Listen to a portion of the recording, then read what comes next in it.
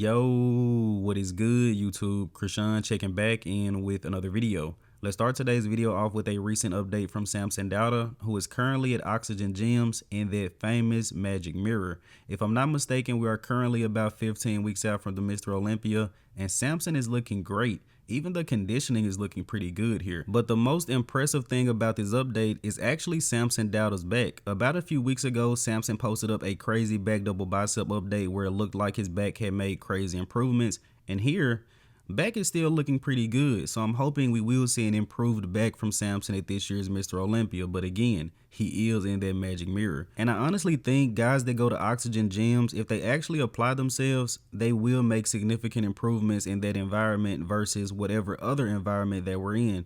And really, we're going to talk about Rubiel a little bit later, but he's a great example. I think being at Oxygen Gyms has really forced him to kind of lock in more to the training and even posting physique updates.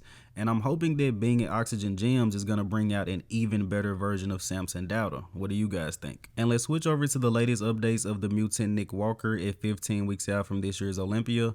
The longtime watchers of the channel know that I'm a fan of Nick. I think he's a great bodybuilder. I think he has the potential to win this year's Olympia, but I am slightly changing my stance. Looking at Nick Walker's competition history and even the guest posing, last time he competed in New York, he edged out Martin Fitzwater. He didn't look the best at the Pittsburgh Pro guest posing. Of course, he didn't do the Mr. Olympia prior to that because of the hamstring injury, but prior to that, he placed second to Samson Dauda at the Arnold Classic. I think this is Nick Walker's most important Olympia so far in his career. I think Nick really has to crack the top 3 this year. If Nick isn't in that top 3, the noise is going to get very loud about Nick doesn't have the structure, he's blocky, he isn't going to win this year's Olympia. But I'm pretty sure Nick Walker knows that.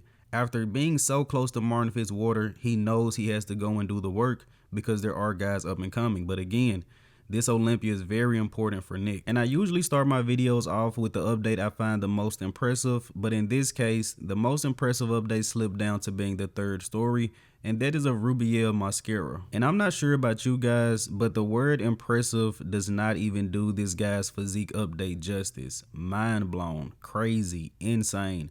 What I'm seeing from Rubiel Mosquera, I mean, I think we can talk about this guy potentially placing as high as top 6 at the Mr. Olympia. Now, I could be jumping to conclusions because, again, these are just Instagram updates, but I'm absolutely blown away by this guy's physique. Like, having this much muscle, this much roundness, just doesn't even make sense. And his conditioning looks pretty good as well. Now, he's over at Oxygen Gyms with Breon, Ansley, and Chris Cormier. Chris had them pretty much going through the same types of poses, had Rubiel hitting some classic poses. He can't really be around 2 better people when it comes to posing and presentation. Imagine if Chris Cormier can actually get Rubiel to pose artistically. But if you guys can't tell, very, very excited for the future of this guy. He has so much potential. We're going to see him at the Dubai Pro. And I cannot leave off this update without talking about my favorite bodybuilder competing today, Breon Ansley, who will also be competing at this year's Dubai Pro and is the heavy favorite to win. Breon did not take out Wesley Vissers earlier this year, but he did finally get the edge over Eris Kalasinski. And as I said earlier, I think going to Oxygen Gyms is beneficial for every bodybuilder that actually goes there and embraces it and applies themselves. Now let's switch over to the latest update of Nathan DeAsha, who will be competing at the Portugal Pro against William Bonac. Now I know I said in my last video Bonac is my early prediction to win, but after looking at this update of Nathan, I wouldn't count this guy out just yet. And Nathan really has some shoulder mobility issues back in their front double bicep, but he's had them for a little while. But Nathan is definitely looking like he's going to come in more conditioned to Portugal than he was at this past Italy show where he took second to Beirut's Tabani. Take a look at the glutes and the hamstrings. He's showcasing a lot more detail. And I think that was one of the main reasons that he lost to Beirut's. And looking back at the updates that Nathan posted prior to Italy, I think he did play the size game a little bit, and I don't think he really needed to. So we should see again a more conditioned, more streamlined version of Nathan at the Portugal Pro versus William Bonac. Now in the next update of the day, we have a recent training update from Andrew Jacked. And this guy has just been chilling, man. Andrew hasn't really been posting any updates, hasn't really talked about competing. But under the caption of this, he did say the countdown begins. So hopefully Andrew is finally in prep. And usually when a guy doesn't post many updates, he isn't really too active on the media like Andrew has been as of recent. I would be skeptical of how he's going to look at his next showing. But when it comes to Andrew Jacked, I think this time off, this mental break that he took, I think is actually great for him and is going to be great for his physique. And I've even heard people speculate whether Andrew is actually going to do the Texas Pro or not. Just looking at his physique, a lot of people are saying he should be more conditioned by now, but the countdown begins, so hopefully he will be at Texas. Now next up, we have a recent update from Beef Stuart Sutherland, who will be competing at the Vancouver Pro versus guys like Jewett, and I believe Hassan Mustafa will also be in their lineup. Big fan of Stu's physique, and he's looking pretty good here, looking full, also conditioned. The big thing about Stuart, I just think overall he needs more detail to his physique.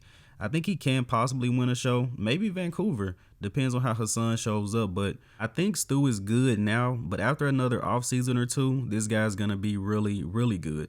Now speaking of the Vancouver Pro and Jewett, we have a recent update from him, who is currently looking skinless. Jewett is coming off a third place finish at the Toronto Pro behind Akeem Williams and Quentin Araya, and there could possibly be an argument made for Jewett placing second at this show. Now going into Vancouver, if Hassan is at 100%, I don't think anyone is gonna beat him, but not so sure about this. So I honestly feel like Vancouver is open. I think Jewett, I think Stuart Sutherland can possibly win the show, but again, if Hassan is on, he shuts the door. But let's go ahead and wrap up today's video here with the archive of the day. You guys let me know in the comment section below, who is this legendary bodybuilder? And as always, I hope you guys did indeed enjoy this video. And if you have not done so already, be sure to like the video and subscribe to the channel. I'm Krishan from Go Fitness, and that's it. I'm out.